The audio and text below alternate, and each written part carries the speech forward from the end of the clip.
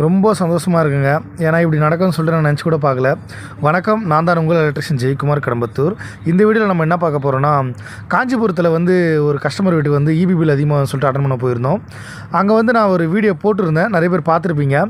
நம்ம கிலோமீட்டரில் ஏசி போட்டால் 6 ஆம்ஸ் எடுக்குது, அதே அவங்க அந்த ஈபி மீட்டரில் கிட்டத்தட்ட ஒரு 13 ஆம்ஸ் எடுக்குதுன்னு சொல்லிட்டு ஒரு வீடியோ போட்டிருந்தேன்.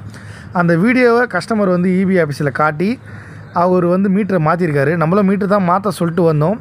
அவர் கஸ்டமர் போயிட்டு நம்ம வீடியோவை காட்டியிருக்காரு. காட்டிட்டு ஈபி மீட்ரு பாருங்கள் இப்படி ஓடுதுன்னு சொல்லிட்டு காட்டியிருக்காரு. ஈபியில் இருக்கிற நண்பர்களும் அதை பார்த்துட்டு அவங்க மீட்டரும் மாற்றிட்டாங்க.